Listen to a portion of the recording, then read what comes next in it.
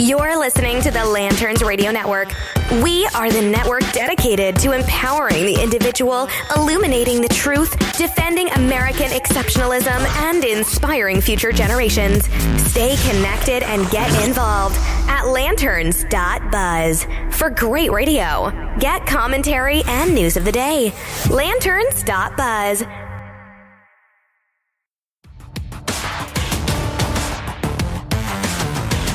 Welcome, fellow patriots. Get ready for an hour of unabashedly pro-American, pro-conservative, and pro-biblical principles. This is the Blake Johnson Program. Betrayal. Complete and utter betrayal. That is the word that comes to mind when thinking about what's been going on here in the past week. That one word, betrayal. Hello everyone, this is the Blake Johnson Program. Sometimes I don't even know how to do this show, because I try to present solutions, I try to shed light on what's going on, but here lately, I just really don't understand how we move forward from here. I want to talk to you about the betrayal of principle. And this betrayal stems from a modern-day political party, one of the biggest betrayals that has been committed against you. And it's from the Republican Party. Yes, I know there's a lot more going on that everyone else wants to talk about. I mean, we could talk about Kavanaugh all day. I mean, yeah, he's already been confirmed to the Supreme Court, but we could still talk about him, of course. We could talk about the latest thing that Donald Trump has said or tweeted. We could do that. Well, we could do a whole variety of things. But I want to talk about that. Not right now. I want to talk about principle. I want to talk about something that is long-lasting, that goes far beyond a Supreme Court justice being pummeled by Democrats, radicals, and the progressive movement. I want to talk about something that has been done to this country, to everyone in this country, Republican and Democrat, that will have severe repercussions in the decades to come. It's been done by both the Democrats and by the Republicans and by the president. I'm talking about the Minibus spending bill. This bill I talked about a few weeks ago, and it was just signed by the president on Friday, I believe. If you may remember, back in March, Trump signed a continuing resolution, which we discussed on the show as being just political bullcrap language for we're just going to keep on spending and not address this problem. And that's really what it was. It was a $1.3 trillion continuing resolution passed in March that would fund the government through the remainder of fiscal 2018, which just wrapped up in October. So it wrapped up about a week ago. And Trump, he said at a press conference and on Twitter that he would never again sign another bill like that. Never. Ever, ever, ever. Never, never, never, never, never. And one of the things that ticked Trump off about this was the idea that his border wall, he wasn't going to get the funds that he needed for his border wall. So he started to talk about that and get upset about it. And then he was promised that it would in fact go towards the border wall, which in the end is what made Trump cave and sign it, because he believed that the $1.6 billion out of the $1.3 trillion that they said would go to the wall would actually do that. He had been seeking a commitment of $25 billion. He even said, I'm not happy with the $1.6 billion, but it's a start. And again, I just want to remind you, he said, I would never sign a bill like this ever again. 6 months later, to September 15th, the Republicans in the Senate, in the House, they're all talking about this minibus bill. This minibus bill that's going to add trillions of dollars to the debt, billions of dollars to the debt. He puts out this tweet. When will Republican leadership learn that they are being played like a fiddle by the Democrats on border security in building the wall? Without borders, we don't have a country. With open borders, which the Democrats want, we have nothing but crime. Finish the wall. The House Senate Conference Committee had just passed another massive spending bill called a continuing resolution. The same thing, essentially, that he'd signed back in March. So what does this bill do? Well, it continues to spend.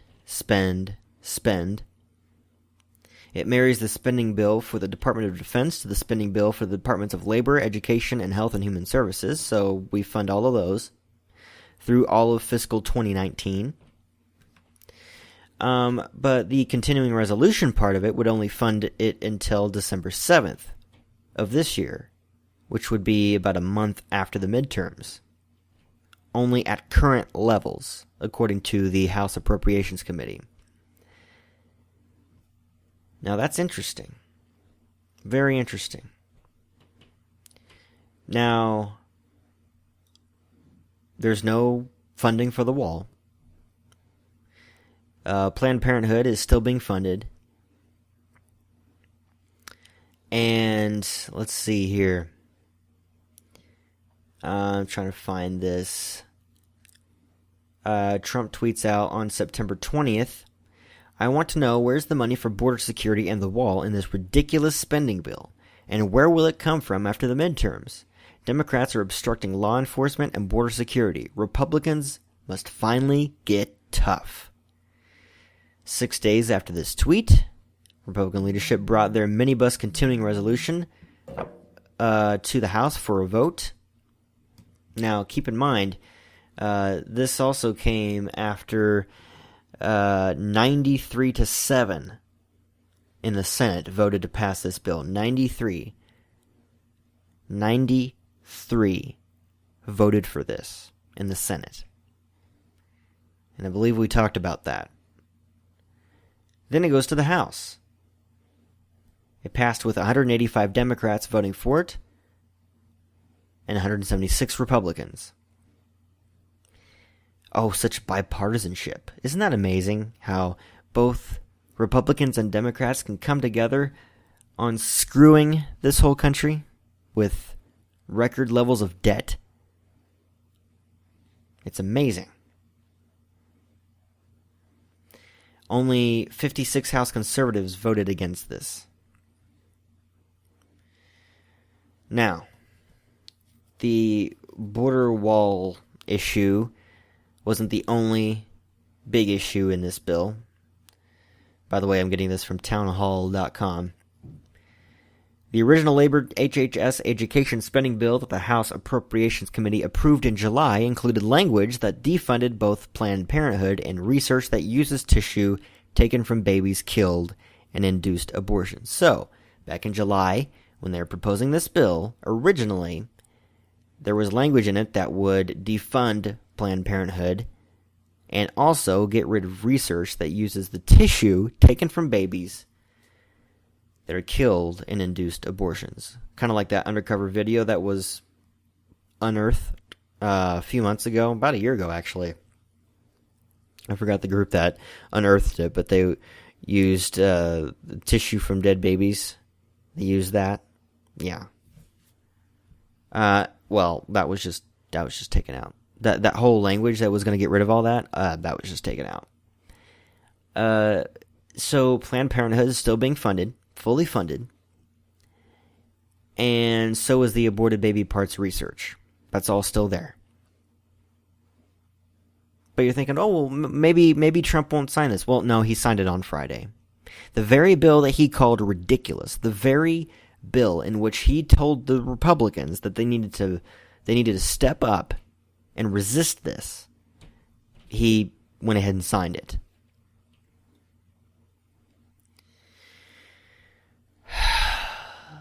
Betrayal.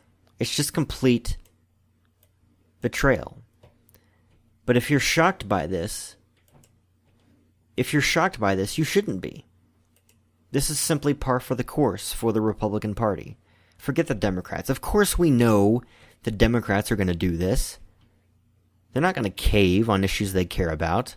It's the Republicans that have no spine, that have no principle to speak of, except that which gets them elected. And unfortunately, it does get them elected.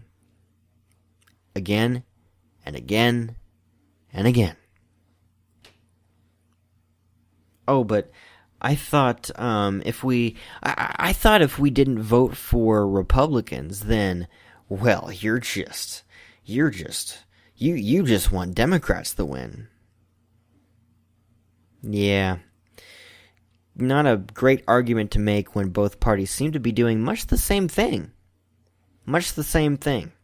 Oh, but let's not talk about that. Let's talk about how great Brett Kavanaugh is going to be as a Supreme Court justice. Let's do that.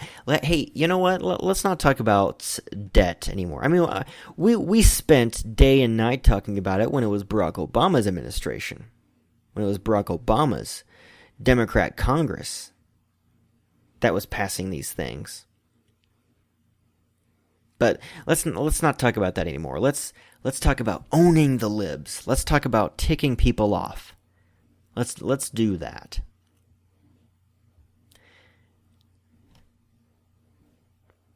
When have you had enough, gang? When have we had enough?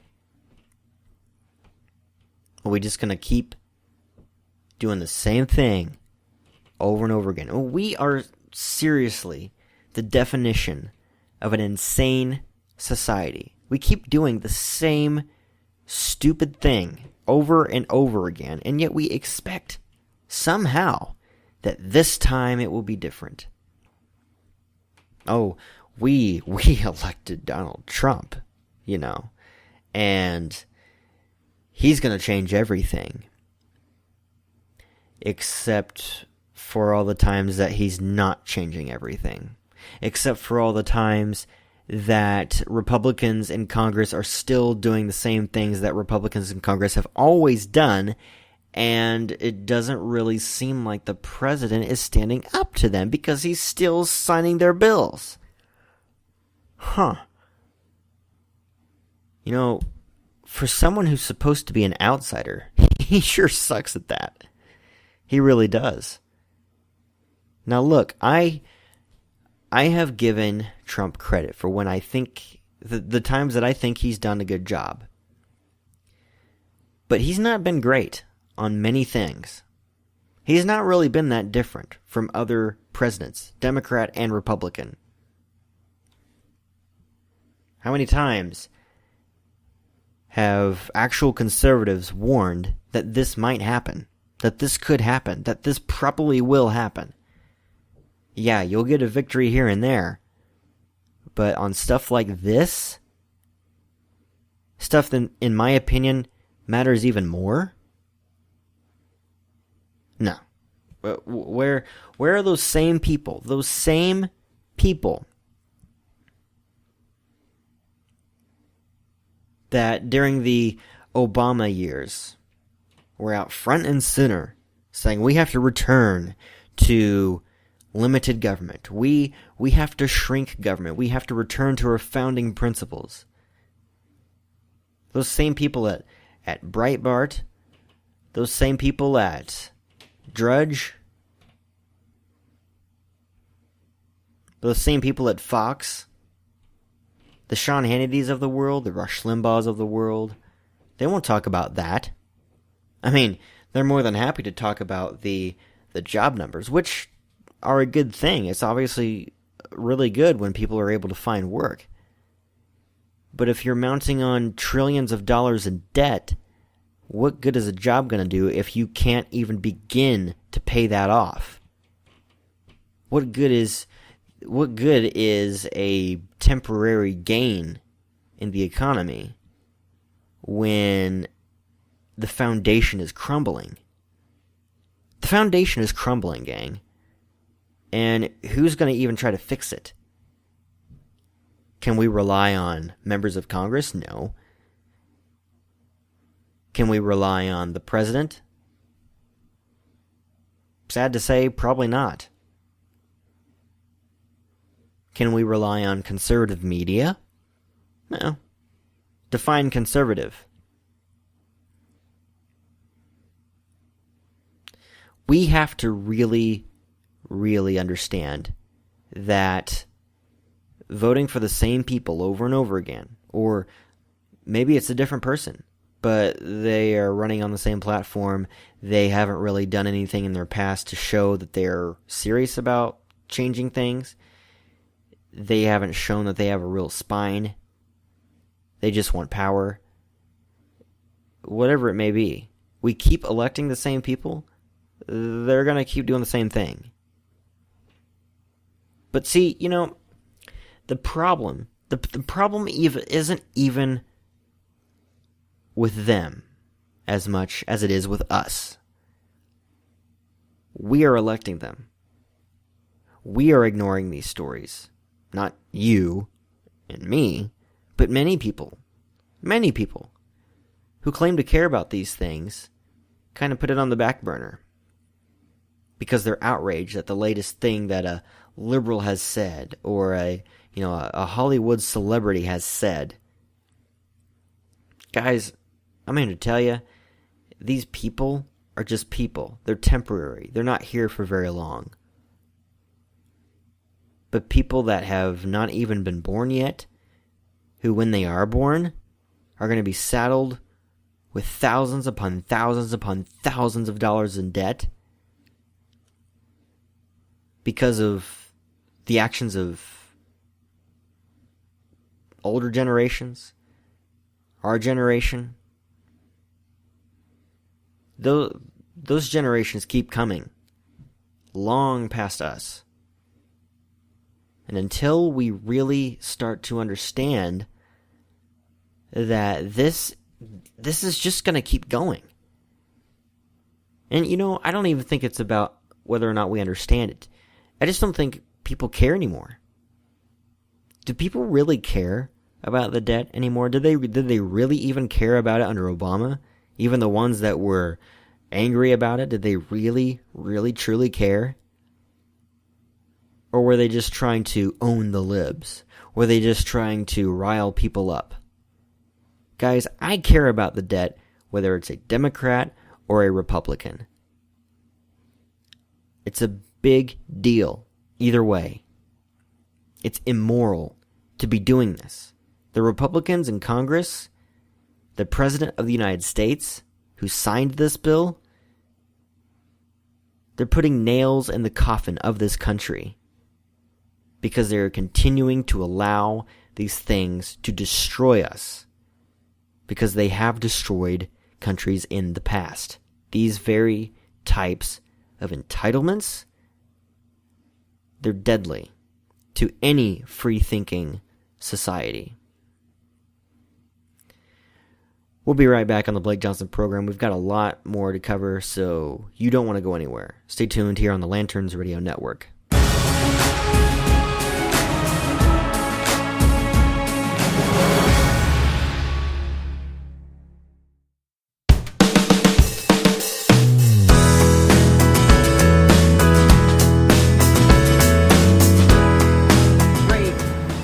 Somebody and they're like, I'm a 16-year-old and I can't have this baby. Think you should keep it? It's a baby. Yeah. If someone was raped and she gave birth and she decided to kill her 3-year-old child. I meant to get your phone. Someone call the cops. Meant to get your phone. Do not touch me. Someone call the cops. And that was the situation that took place in Toronto, Canada, in which Jordan Hunt, a pro-abortion activist kicked a pro-life demonstrator last week. This took place at a demonstration in which there were people from both the pro-abortion side and the pro-life side gathering, and this Canadian hairstylist was engaging this woman who was recording the video, a pro-life woman, and as you heard, whenever she brought her points up, he decides, you know what, I'm going to assault that woman, so he kicks her, and kicks the recorder to the ground, kicks the camera to the ground, and you heard the rest of that. Where is MSNBC on this? Where is CNN? Where is NBC, CBS, all these networks? Why is this really not being covered that much in the mainstream media? You see, they're focusing so much on believing all women when it relates to the 5 women of the Brett Kavanaugh situation. But when it relates to someone who is actually physically assaulted by a white man for her beliefs, silence. Crickets. An update on the story. Jordan Hunt was fired from his place of business.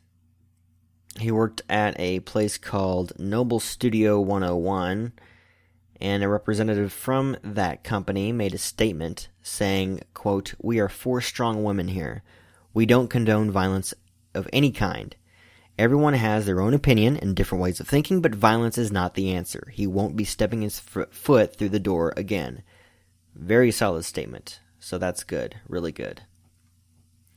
And I believe David Sina on Twitter was the one who shared the video that went viral. The video from Marie-Claire Bissonnette. I believe that's her name, the one who was assaulted. This woman also, she wrote in an article that Hunt confronted participants of the event Life Chain by defacing their signs and clothes with a marker before they briefly spoke, and he kicked her. So he was already causing problems. He was already, defacing people's property before this happened. Bissonnette, she said that incidents like this have proven to her that leftist ideology is the key motivating factor. Quote, "I'm realizing more and more that the leftist ideology, the crazy ideological warriors, they are motivated by their ideology. They aren't motivated by the inherent good of free speech or the inherent good, let's say, diversity that they say they are so fond of, or equality." Basically saying they are using the very tactics that they claim to be against to achieve their ends. And she's right. This is leftism. Now, this obviously doesn't represent every liberal. In fact, I'd say it doesn't represent most of the, liberals, the Democrats out there. I'm not talking about the elites. I'm not talking about the leaders. I'm not talking about the crazies. I'm talking about your average everyday Democrat. Of course, they would not be for violence like this. At least most of them, I would venture to guess, wouldn't be. But leftism is radical. Leftism goes far beyond just Democrat policies. It goes to, as she was saying, an ideology that wants to get rid of God, get rid of common sense, get rid of due process, get rid of all these things that have built this country to be the greatest in the world, and tear it down in favor of some sort of Democrat socialist utopia, which is a fantasy. It's a complete fantasy. But this guy, I saw his Twitter account. Someone reacted to it that I'd follow on Twitter, and he was being confronted about this on Twitter, and he at first denied that he even did it. I believe he denied, approving of violence, yada yada yada, and then, which is kind of amazing because she had it on video, but then he later admits to doing it and says, when one of the commenters on his Twitter said that you should apologize for this, he, paraphrasing, says, "I will not apologize for using violence against a piece of garbage." He used a different word that want to strip, equal rights, reproductive rights. So that's pretty crazy. It's pretty crazy indeed. But this is something that should be addressed by everybody. Because the pro-life movement, this is a war, guys. It's not just a political disagreement. This is war. We are at war with evil. With an evil ideology. And we can't just go in there thinking that, if we're just nice to these people, like if we just, if we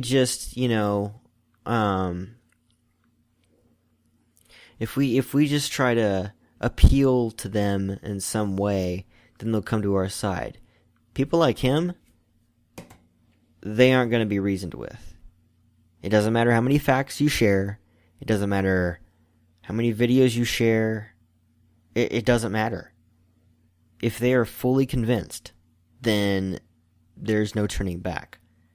Now, thankfully, there are Democrats out there who do want a discussion, and those people obviously discuss things with. But people like this guy, he should be laughed out of society. He should be not just laughed, but he should be just shunned from society for this. It's despicable. Now, as far as I know, I was looking for his profile on Twitter and I couldn't find it. So it looks like his Twitter account has been suspended, with good reason. I think Twitter would be in some big trouble if they didn't do anything about this. But it's insane. It really is. Some other things that are insane are the reactions to this Kavanaugh situation. Now, look, here's the thing. I know I was critical of people who were focusing so much on the Kavanaugh situation. I'm not irritated with people who are talking about it, because quite honestly, I've been obsessed with this story, but for different reasons. I've been obsessed with the Kavanaugh situation because I firmly believe in the Constitution, and I firmly believe in due process, no matter who it is. No matter who it is. If you listen to this show, you know my thoughts on Brett Kavanaugh. I did not want him to be confirmed. I did not think that he was a good pick by the president because of his viewpoints on the Fourth Amendment, right to privacy, his views on immigration and Roe v. Wade and things like that. I was very uncomfortable with him. Very uncomfortable with him. However, when it came to this particular case, I was fired up, and I'm still a little fired up, because the Democrats have, I think they've overplayed their hand. Now, to what extent, I don't know that it's permanent. I doubt it's permanent. It's just going to go back to the same old thing where Republicans continue to screw you over, and then you get mad and wind up electing people that you think should be elected because no one else is going to do it. And then they screw you over again. Again, I'm not attacking you. I'm just saying you as in Republican voters. This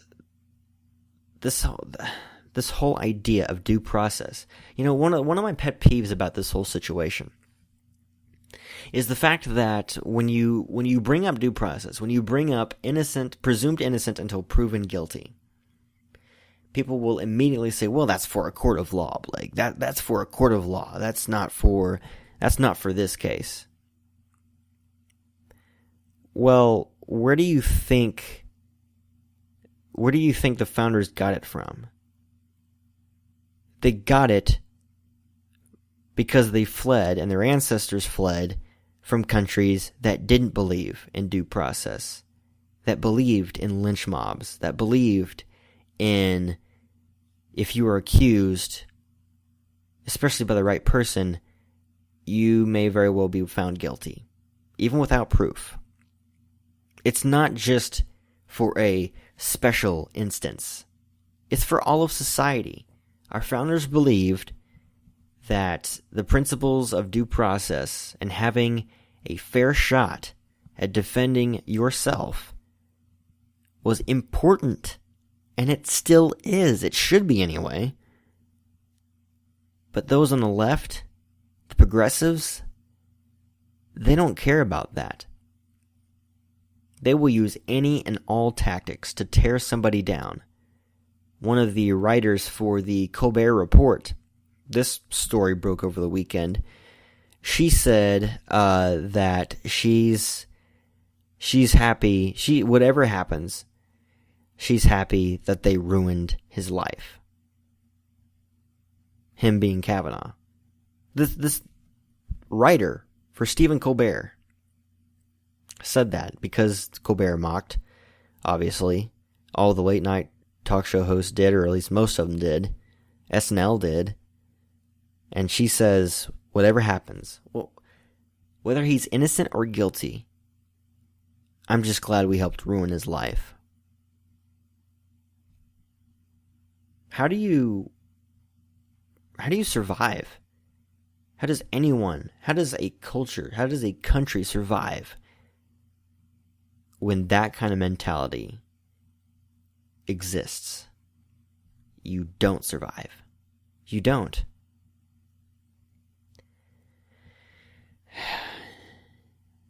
There's so much I can say about this, but I will say that it is quite amazing to see how many people are willing to throw away due process because it's someone on the other side of the aisle that they just don't like. B, it's also fascinating to see how outraged those on the left are getting over someone who's likely going to vote their way on several cases. I mean, Roe v. Wade, guys, I've talked about this before. He is not a solid on Roe v. Wade. He's argued for precedent. He loves precedent. Well, precedent isn't in the Constitution. It's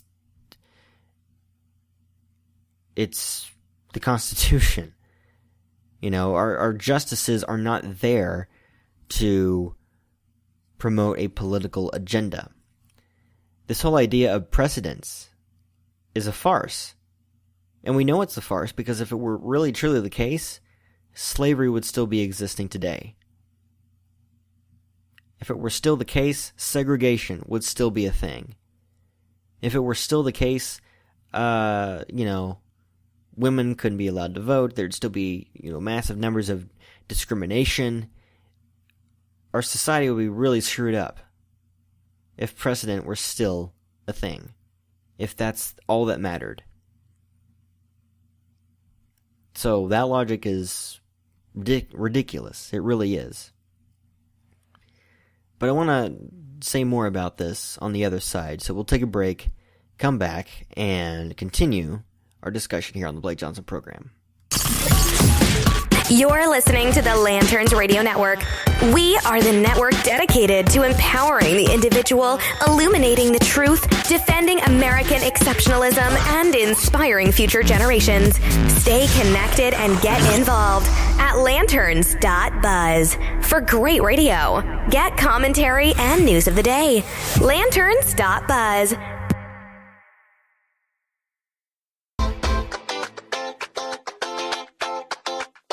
Alright,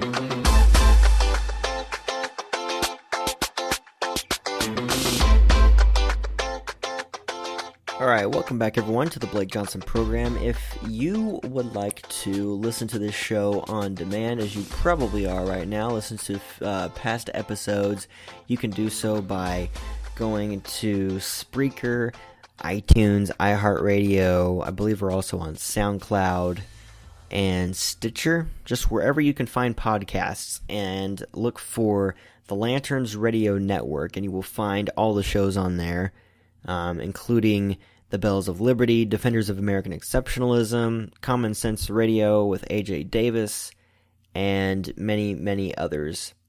So I would highly encourage you to do that. We've got some great, great content on there all throughout the week and into the weekend as well. So you will want to check that out for sure.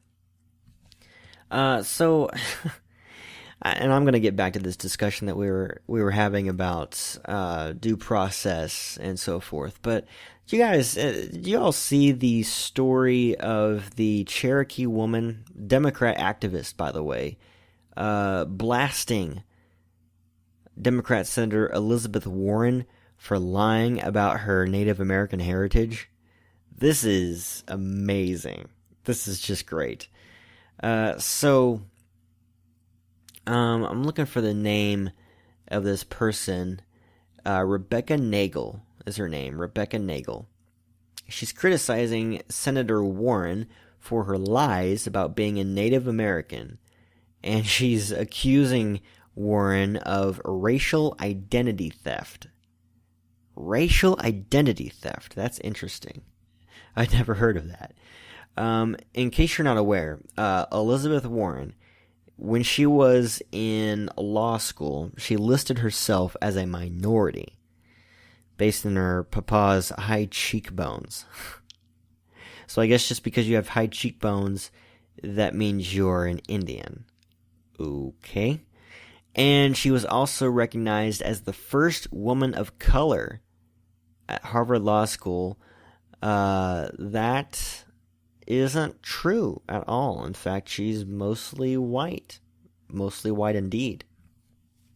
Writing in the Huffington Post, Nagel, who identifies as a two-spirit, says that while she agrees with most of her policies, she can't support her for president until she renounces her false claims.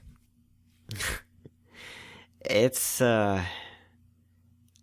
something else. It really is. When we live in a world where, oh my gosh, if a Republican had done this, I know it's an old argument. It's an old thing to do, but it's so true. It really is.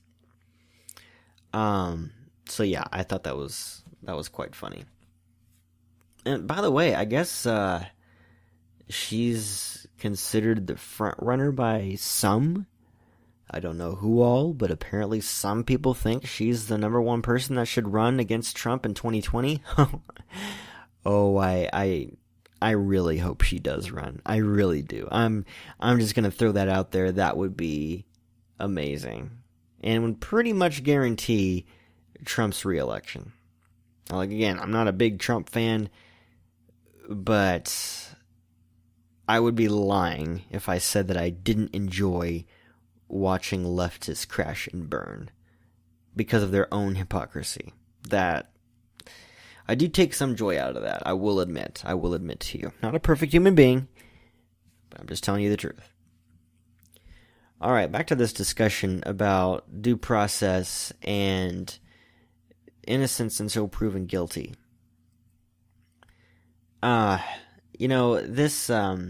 This is a very interesting case because when this was first coming out, and you had the at the time it was anonymous accusations being discussed by Dianne Feinstein. At the first part of it, I thought, okay, well let's hear her out. Let's hear what she has to say, and let's see if this has any merit. And then things started to get a little sketchy. The woman didn't want to come forward. The name was then released. Then when Republicans said, okay, let's hear her story, Democrats started accusing them of being sexist and being hateful and bigoted and wanting to, hurt this woman's life who'd been through so much. And whenever people would ask questions about when did this event take place, what happened, who all was there, etc., etc., etc., this woman, Christine Blasey Ford, couldn't answer those questions. Just could not answer those questions. So as time went on, I really began to doubt the story. And I'm trying to remember exactly what it was that just finally sent me over the edge to the point of being, okay, yeah, this woman's a liar. I can't remember it off the top of my head, but there was one instance where, I remember what it was. It was when the named witnesses, the supposed eyewitnesses of the event, came out and said, yeah, this event never happened. And in fact, one of her lifelong friends said, I never even knew Brett Kavanaugh or met him. When that story came out, I was convinced that this woman, no, she's not telling the truth. She's lying. Whether or not she was actually abused by somebody at some point, I don't know. But she's not telling the truth when it relates to Kavanaugh. I just don't believe it. And to me, that is how it should work. We should hear people out, let them come forward, give them a full hearing, and if they have evidence, go from there and actually do something about it if there is evidence. But if there's not, then we're wasting our time. In fact, not just that, it's worse than that. If there's no evidence, then this is a witch hunt. This is a political hit job. And I found it interesting just the other day. It was announced by Ford's lawyers, her legal team, that she would not be pursuing any further action against Kavanaugh. Well, what a shock. It's almost like this whole thing was a political hit job. That's because it probably was. It probably was. Now, I was pretty ticked off last week about this whole story because I get so sick and tired of the left doing this over and over and over again to people. And I get even more sick of the accused just taking it or caving and just disappearing from society, not having an actual fight. I mean, not like, physical, but, defending themselves, standing up for themselves. So when Brett Kavanaugh got in front of the Judiciary Committee and made his case, I was extremely impressed with it. I watched the whole thing. I watched some of Ford's too, but I wanted to hear, does this guy have passion? Because during the confirmation hearings prior to this, it was kind of boring. I don't really remember much of anything from it. Except Mike Lee asking Kavanaugh what his favorite Federalist paper was, which actually was kind of amusing. That's because I love Mike Lee. But I wanted to, because in the interviews prior to this judiciary hearing, he didn't really have much passion. He didn't. He just sounded like, I just want there to be fairness, and I just don't understand why people are so ruthless here. Wait, you're a 50-some-year-old guy and you don't understand what's going on here? You don't understand why the left is acting the way it does? Maybe that's another reason you shouldn't be on the Supreme Court. It was mind-boggling to me. But when he actually gave his remarks, I was very, very impressed. I loved it. I thought he did exactly what needed to be done. Now again, I'm simply, at this point, just talking about Kavanaugh as a person, not as a Supreme Court justice. I'm not talking about his record. I'm not talking about any of that. I'm talking about this as someone who's being accused without any corroboration and whether or not that person should be punished for that. And I don't think they should. I really don't.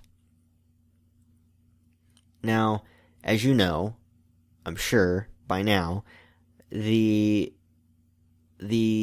confirmation is complete. Kavanaugh is confirmed, he was sworn in, and he is now officially a Supreme Court justice. Are we done here? I don't think so. Because the Democrats are already preparing to impeach him if they win the House. If they get enough seats in November, they're putting forth plans to try to impeach Kavanaugh for the Supreme Court. And he would be the very first Supreme Court justice to be impeached, by the way. But that's the goal right now. They want to impeach him. They want to impeach him because he doesn't fit their narrative. One of the most amazing things to come out of this whole ordeal was when the FBI finished their seventh investigation into Kavanaugh, and said, yeah, we still can't find any hint of corroboration.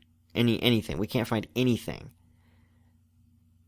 The Democrats said the investigation is incomplete. Is incomplete? They've already done 7 investigations. They did 6 prior to when these allegations even came forward. Is the FBI really that sloppy that they would overlook something like this? No, I don't think so. And I heard some people saying, well, the FBI, they should interview Ford. Well, they already have her testimony. They already have everything they need from her. She's just going to repeat everything that she said before. I don't see the need to interview people that have already been interviewed publicly for everybody to see. But maybe that's just me. But this goes, again, trying to get back to due process. This whole thing goes to the idea of due process. Do we truly believe that you have to have evidence to convict someone? That you have to have evidence to show that this person cannot be trusted and that they should not serve in this position? Or are we simply a lynch mob going after people based on a hunch or based on a grievance that we have of some sort? That's not who America is. It's not what we're supposed to be. It's about darn time that we get back to the principles that made us great. Be right back.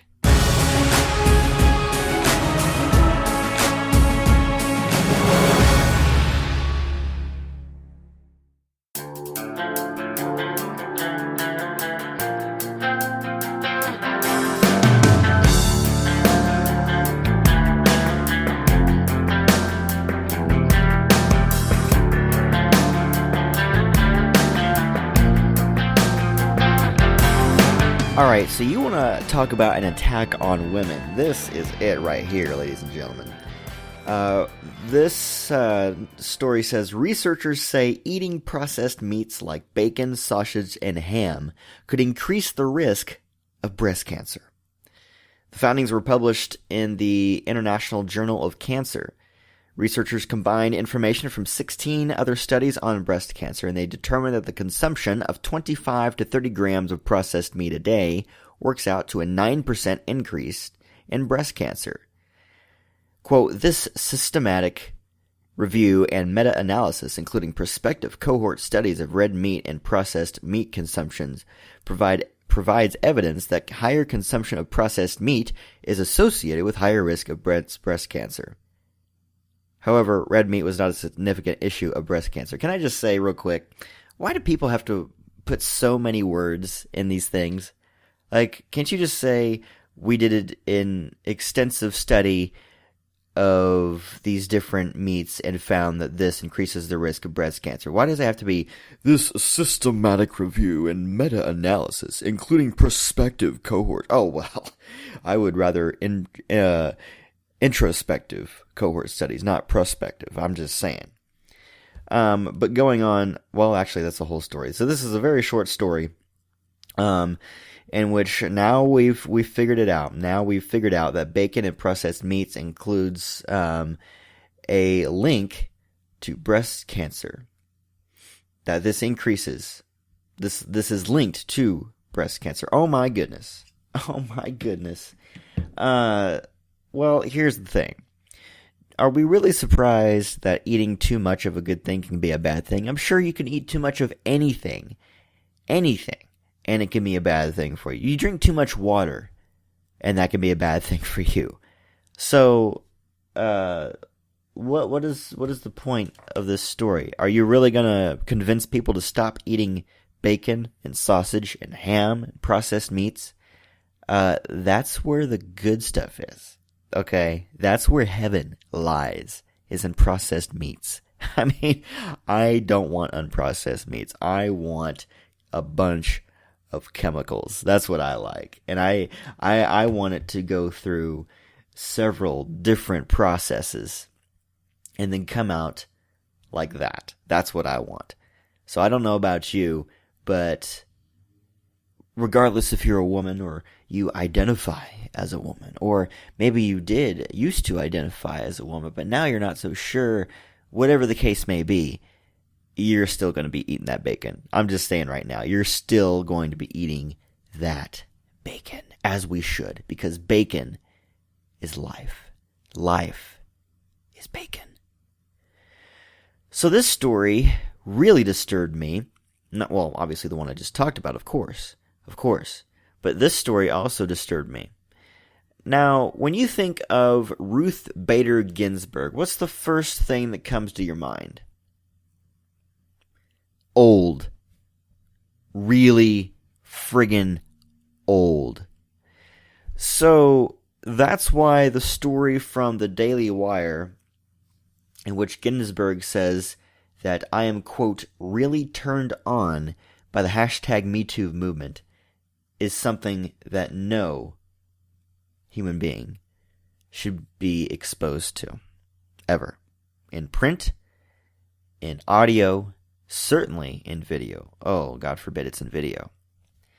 She did a recent talk at Georgetown University and said that she's really turned on by the Me Too movement. Now, keep in mind, Ginsburg is 85, so that's okay. She said this just a day before Brett Kavanaugh testified before the Senate Judiciary Committee last week. And she said, these Me Too complaints, every woman of my vintage has not just had one story, but many stories. But we thought there's nothing you can do about it. Boys will be boys, so just find a way to get out of it. She's saying this is the way it used to be. But, so she's, speechifying about that kind of stuff. But what I want to know is, you're turned on about this? What turns you on about this? Do you get? I don't even want to picture it. It actually makes me wonder. Maybe now we've found the secret as to why she's had a hard time staying awake during these State of the Union addresses. Maybe she's had some late nights, if you know what I mean. Which, yeah, that's disturbing. But, Ginsburg is nutty. And, it's a wonder, in talking about Ginsburg, we wonder what's going to happen with her seat. I mean, people are expecting her to be the next one to retire. Is Trump going to replace her? And he's going to replace her with maybe another Gorsuch or a Kavanaugh or someone like that? That's going to be fascinating to see. I mean, you thought the liberal nuttiness was crazy for the past month or two? Oh, you haven't seen anything yet. Just you wait. All right, that's going to do it for the Blake Johnson program. So happy you tuned in today. Hope you've enjoyed your weekend, and I hope you enjoy the rest of the week. We have so much more to talk about in the coming weeks and months, so I'm very excited about that. In the meantime, take care, and God bless.